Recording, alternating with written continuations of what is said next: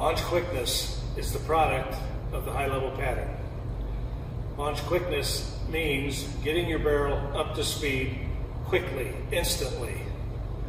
Earlier I explained that it's kind of the difference between a Corvette and a Volkswagen. Both of them will go 100 miles an hour, but the Corvette will get there quicker.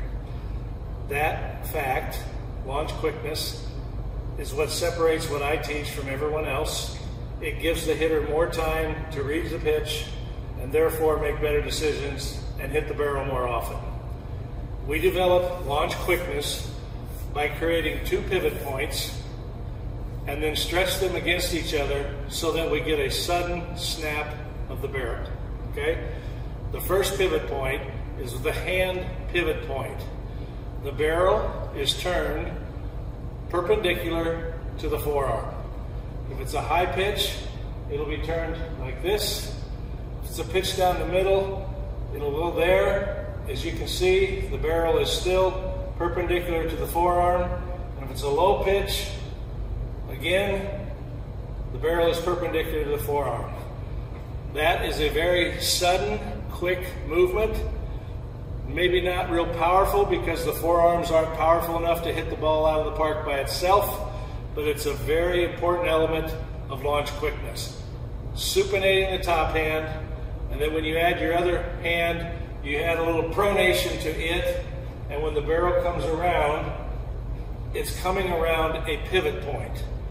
We want the pivot point, we want the hand, the actual pivot point, to stay at the rear shoulder as long as possible before extension.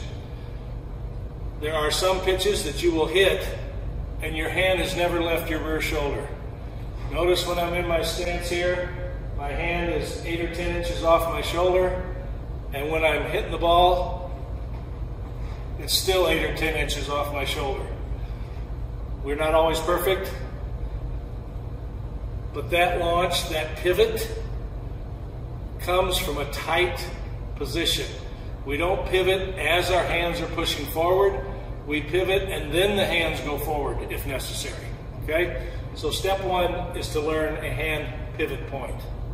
Step two is a rear leg pivot point. Right? When I studied Barry Bonds, the distinguishing characteristic was the blur of his bat behind his head. He got his barrel up to speed behind his head. Not out front, behind his head. So in order to get that barrel to blur out behind my head, it was real easy to establish the hand pivot point necessity. But when I had a good hand pivot point and was two-legged, I still couldn't get the barrel speed behind my head. And that's where I figured out it had to come from one leg. The one leg pivot point is also a very tight pivot. It's the ball of the rear femur that the body pivots about. It's not two-legged pelvic rotation. The ball of your rear femur is roughly the size of the knob of a bat. And when you're sitting on the ball of the femur, the ability to rotate or pivot off of that ball of that femur is way quicker than your ability to rotate your hips. Okay? So we're going to establish a hand pivot point and then a rear leg pivot point. They're tight turns, and then we're going to stretch against them. Stretch the hand pivot point against the rear leg pivot point so that when we turn our hand over, we burst the bat through the zone.